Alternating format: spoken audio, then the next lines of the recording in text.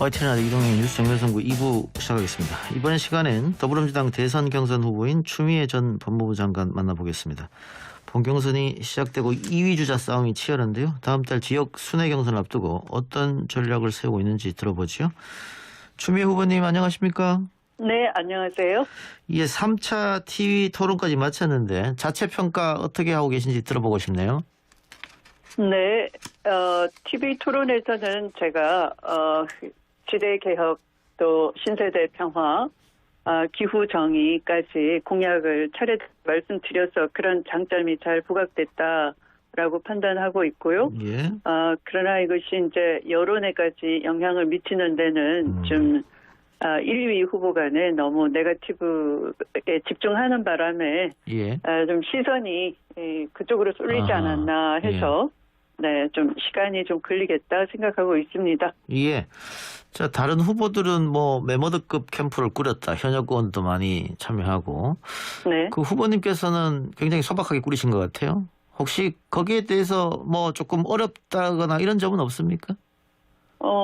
그런 분위기보다는 제가 캠프를 꾸린 게 아니고요. 예. 캠프에 많은 시민 봉사자들이 참여를 해 주셔서 예. 뭐 이름만 말씀을 드리자면 굉장히 영향력 있는 그런 그 집단 지성을 이끌고 있는 형성하고 있는 이런 분들이 많이 참여를 해 주시고 있고요. 예. 네, 그래서 뭐 저는 상당히 많은 힘을 얻고 있는 그런 상황이고요. 예. 네. 지지자들이 추미애 후보가 본격적으로 대선 경선에 뛰어들면 2위까지 곧바로 올라갈 수 있을 것이다. 이런 기대를 했을 텐데. 네. 그 좀처럼 2위하고 좁혀지지 않는 것 같습니다. 지지율이. 말씀드린 바와 같이 이제 네거티브에 집중을 하고 그 여론도 약간 경마장 보도식으로 그 네거티브를 전달하면서 거기에 이제 매몰돼 있고 하기 때문에 조금 저는 이제 새로운 비전을 제시하고 또 거기에 대해서 토론을 통해서 또 이걸 더 확산시키고 하는데 이제 주력하는 쪽이고요. 그러다 보니까 좀 그런 점에서 좀 불리한 형국가 아닌가 생각하고 있어요. 예. 뭐 언론 입장에서야 정책 이야기 쓰는 것보다는 싸우고 있는 거 쓰는 게 아무래도 싸움을 더 붙이기도 하고. 예, 그러니까 뭐 그런 점이 없지 않아 있을 텐데 이재명 후보가 네거티브를 앞으로 하지 않겠다라고 선언했습니다만 오늘 경기도에서 100% 재난지원금을 주겠다 이렇게 이야기해서 지금 정세균 후보나 이낙연 후보가 상당히 반발하고 있는데 이 점은 어떻게 보고 계십니까? 왜 반발하는지 이해가 안 되네요. 왜냐하면 국무총리까지 두 분 다 지내셨는데 도지사 한 분 가지고 그 재난지원금 가지고 그렇게 계속 그러는 건 말이 좀 안 되고요. 사실은 이게 그 관료한테 발목이 잡힌 국무총리들이셨어요. 지금도 그 기재부 중심으로 한 그 경제부총리가 그 재난지원금 80%까지만 주겠다라고 하다가도 88%로 올렸지 않습니까? 그것은 스스로 논리가 없다.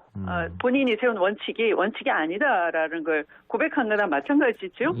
저는 일관되게 100% 재난지원금을 신속하게 주고 그걸 선별하느라고 행정력을 낭비하거나 또 다른 불공정 시비에 빠지는 것보다는 소비를 촉진시켜서 이 민생 경제 메말라 있는 저수지를 좀 물이 흐르도록 해야 된다. 그게 경제 정책이다. 다른 나라 다 재정 지출 확대해서 민생을 돌보는 그런 비상 경영을 하고 있지 않습니까? 미국도 그러하고요.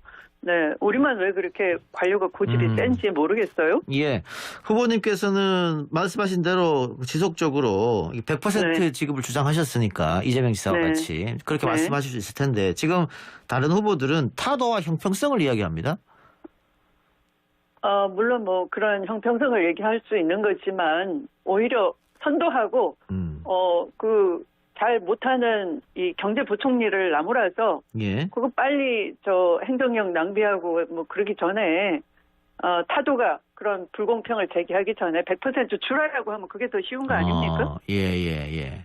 알겠습니다. 근데 그 언론에서 명추연대란 말도 쓰긴 쓰던데 네. 지금 개혁적 지지자들 민주당 개혁적 네. 지지자들이 이재명과 추미애를 지지하고 있다.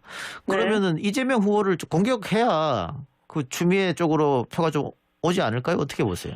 근데 왜 진행자께서는 편파적인 진행을 하십니까? 예. 명추연대라고 한번 불렀으면 추명연대라고도 또 해주셔야죠.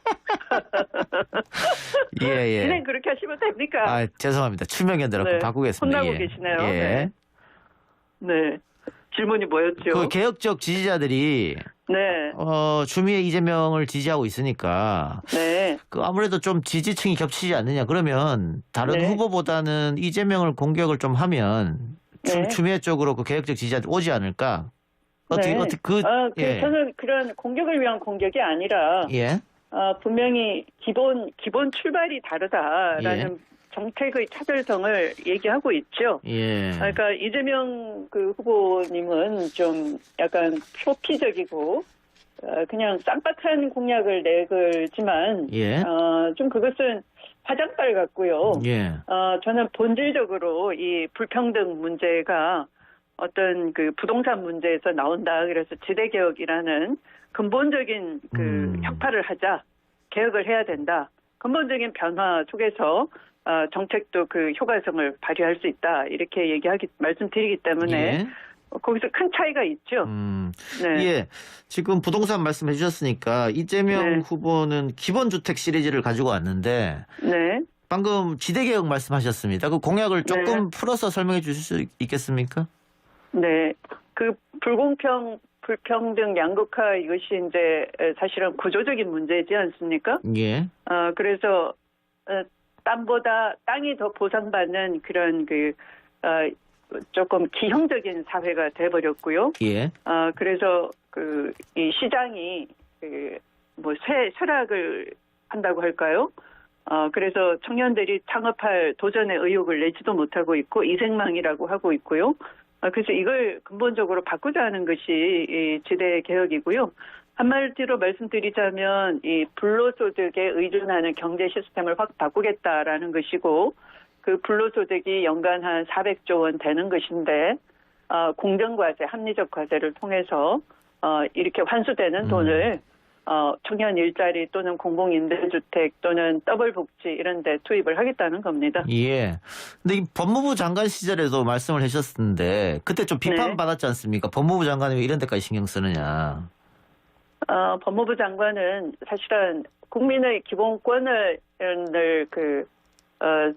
발전시키고 기본권을 제약하는 여러 법률적인 장애를 제거하는 업무를 맡고 있죠. 그래서 민상사법을 주관하고 있는 부서고요. 그래서 부동산 문제는 민상사법 영역에 들어와 있는 대상 정책이에요.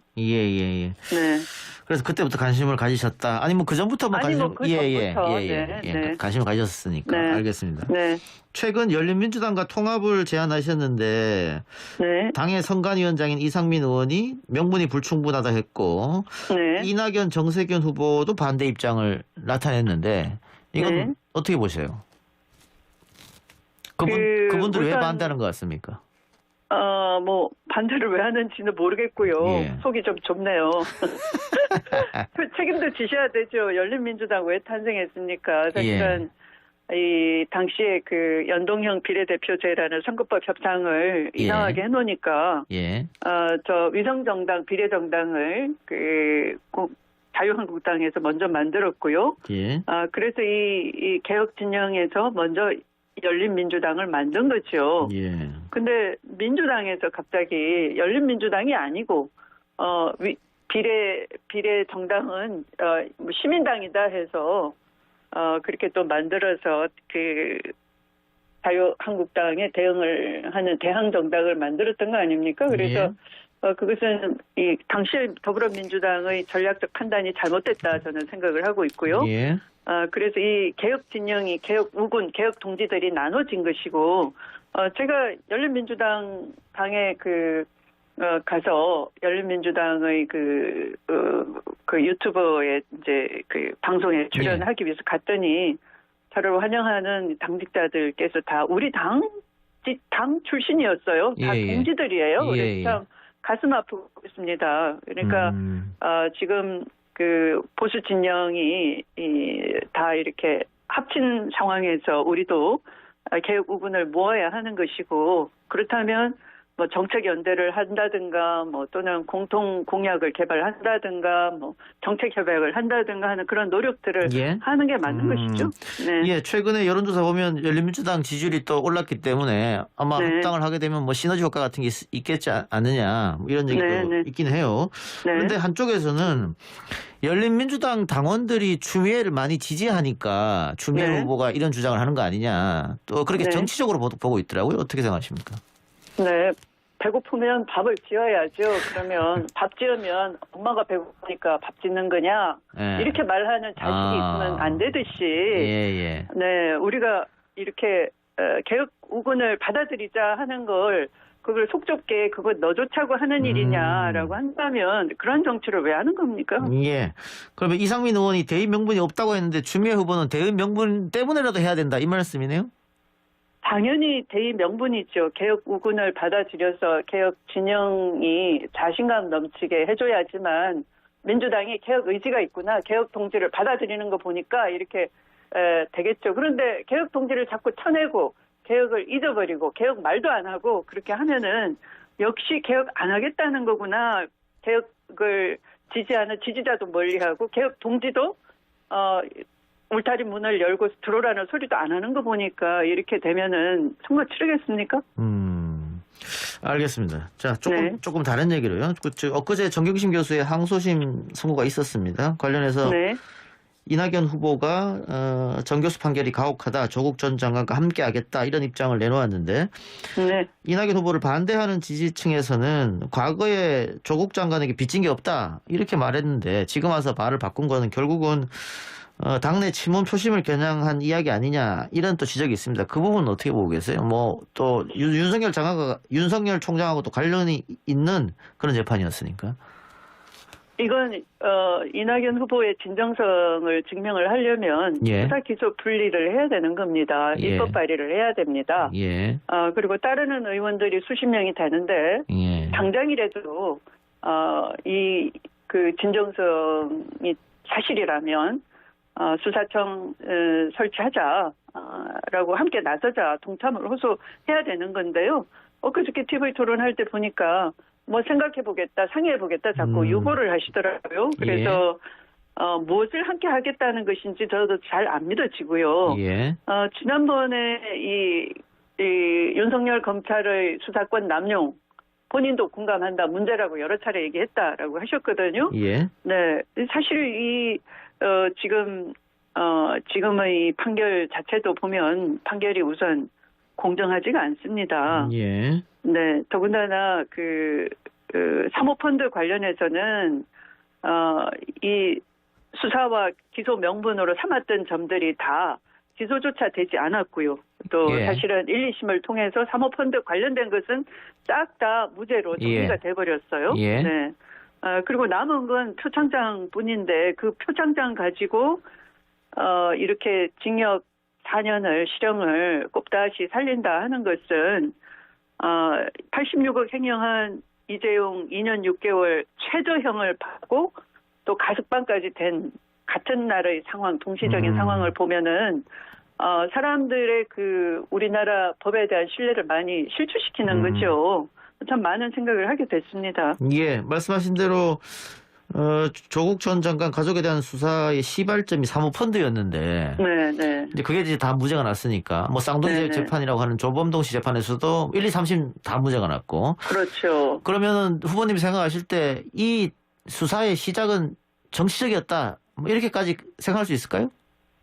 정치적이었다는 게 증명이 됐지 않습니까? 그러니까 윤석열 검찰총장이 뭐 여러 차례 대통령 주변을 내가 싹 정리해드리기 위해서 불가피한 수사였다라고 했고, 그게 뭐냐 그러니까 이 민정수석이 권력을 남용해서 사모펀드를 통해서 이익을 취득했다, 뭐 주가 조작을 했다, 미공개 정보를 이용했다, 뭐 이런 거였는데 이게 수사한 결과 기소조차 못했고 또 일부는 다 무죄로 깨끗하게 정리가 됐지 않습니까? 그러니까 수사 명분이 없는 것이고 수사권 남용, 기소권 남용이다라는 게 판정이 나버린 거니까 이 부분은 져야 되는 것이죠. 예. 알겠습니다. 그 후보님 네. 처음에 대선 도전하겠다고 했을 때 일각에서는 네. 추미애가 나오면 윤석열이 더 뜰 것이다 이러면서 반대하는 사람이 있었는데 최근에 그런 주장하는 사람은 좀 없는 것 같네요. 근데 그분들이 어떤 특정 캠프에 다 들어가가지고 요즘은 열심히 또 네거티브에 열을 올리지 않나 싶어요. 네. 반성보다 네거티브로 가자 이런 거 같은데요. 네. 알겠습니다. 다음 TV 토론은 어떻게 준비하고 계세요? 저는 계속 그 정책을 알리기 때문에 되게 즐겁습니다. 그래서 1, 2, 3차도 계속 정책의 구체화에 집중을 했고요. 네, 다음에도 그렇게 할 생각이고요. 또 마침 부동산 문제 가지고 또 주제를 삼는다고 하니까 제가 지금까지 구체화 시켰던 것을 다시 반복해서 말씀드릴 수 있는 기회가 될 것 같습니다. 예, 알겠습니다. 네. 후보님 오늘 인터뷰 고맙습니다. 네, 고맙습니다. 지금까지 민주당 대선 후보 추미애 후보였습니다.